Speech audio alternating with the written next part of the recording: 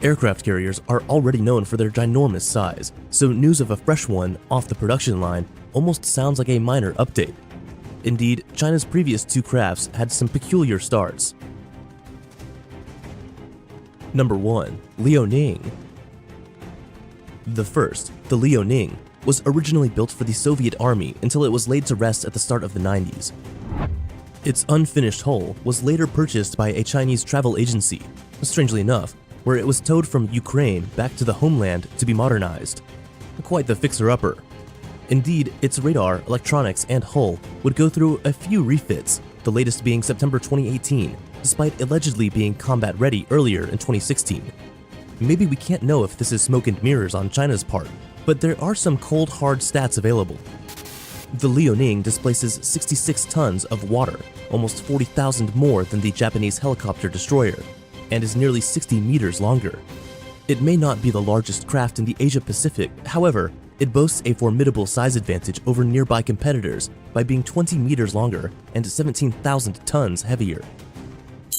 All that said, it falls well below the likes of the USS Ronald Reagan, which is both 60% heavier and 30 meters longer. You can't blame one for thinking the Liaoning was DOA. It certainly is hindered by its comparatively inefficient power plant and underpowered aircraft launching system. Yet the middleweight is rewarded with a higher speed, perfect for faster targeting times as well as increased ability to outrun potential threats. On paper, it is not the most powerful vessel in the Asia-Pacific Ocean, but perhaps nimbleness is what China was aiming for. However, critics believe the Soviet power plant which it depends on for propulsions is likely suffering from poor design and maintenance, locking the top speed at 20 knots. Even if one factors in the advanced equipment, the range and payload is hindered by the lack of an aircraft catapult. This same key flaw appears on China's second aircraft carrier, the Shandong. Number 2. Shandong. The Shandong is a lighter, meaner version of its older sibling, but this time is China-built and comes with a whole set of upgrades. It's expected to have a slightly larger air wing, a slightly faster top speed, and be able to displace slightly more water. But are these minor polishes enough to put the Eastern Giant on top? Some say yes. It is purportedly 10% smaller than the Liaoning, yet features the advanced Type 346 S-brand ASCA radar system. It may have a better optimized internal arrangement than the older AC, but it has a more limited refueling period, standing at 6 days at sea. There is every reason to believe that when it finishes its year-long construction in Shanghai, that it will launch with capabilities equal to the US's own naval force. Yet mysterious certainly sums up the development. Secrecy and spin is not far behind when it comes to army tech, especially with a state as elusive as China. Now, there is a new twist in the tale, as a brand new third carrier is in the works that will leave the previous two eating its dust. Number 3. Type 003.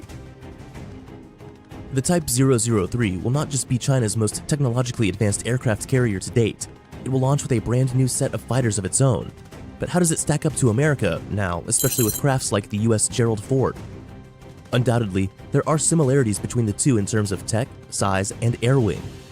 China will naturally want to highlight these as the craft finishes its pre-deployment refit. After all, it already has a launch system which is similar to the Ford class of carriers. Plus, the fact its launch system skipped 2 generations, bypassing hydraulic and steam catapults in favor of electromagnetism, which has certainly helped China market their carrier technology to buyers like Pakistan and Turkey. America, by contrast, has been unable to transfer its tech to even critical allies. Is this the writing on the wall for American leadership in the aircraft marketplace, or do American carriers do all the talking?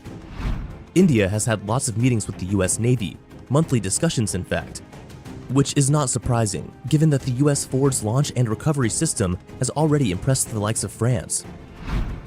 Yet, the timed launch of the Type 003 has blunted the geopolitical impact of the USS Ford. Even shipbuilding powerhouses like Japan and South Korea are keen to share tech, but have not yet publicly demonstrated interest in the US at all. This does not outright prove that China could achieve maritime dominance in record speed, but the fact that the possibility is not immediately off the table has made some anxious that America is failing to accelerate navy building among friends. They might not need to chase any leads though. Even the US Ford had difficulty utilizing the launch system that Type 003 now uses, so maybe the years of experience using them will be what turns buying nations off of China and back to America. If China can't master its new tech, then it will have bitten off more than it can chew. The Shenyang J-15, aka Flying Shark, was initially rumored to be a semi-stealth variant, but later reports indicate this aircraft is based on a Russian-designed Su-33, but fitted with domestic radars and weapons. Yet it still relies on the ski jump mechanisms. This clearly reduces the effective range of the J-15, so does this mean that the Type 003 can accommodate this craft successfully? Perhaps China is planning some refits to this craft, but nonetheless it leaves a question mark over the Type 003. Granted, a twin-seat variant did make a maiden flight in 2012, and China isn't shy of brushing off older models. This theme of mixing the old with the new remains the consistent theme throughout China's naval plans, so perhaps this is the winning formula to steal market share straight from under America's nose.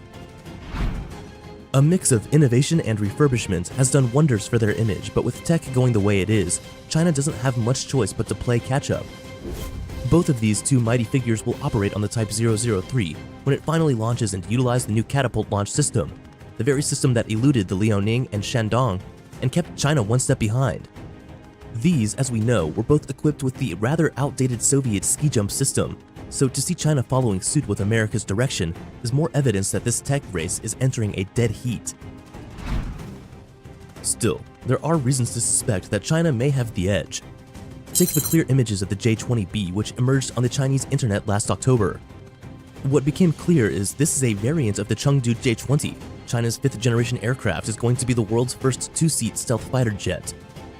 This multifaceted approach to innovation, development, and marketing stands in stark contrast to America's tired and tested, bigger wins. It is easy to see how any other emerging superpower will view China's output, from new tech to refitted jets, as something to be marveled with. But whether or not this approach will outdo America in the long term depends as much on America's ability to turn nations back to their market leadership. Be sure to place your bet in the comments below.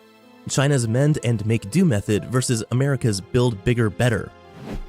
Updates on this story and all things military tech related will come in the future, so be sure to subscribe so you don't miss a single thing. And of course, be sure to leave a thumbs up to show your support for the nation's sharing tech. Thank you for watching. We'll see you in the next one.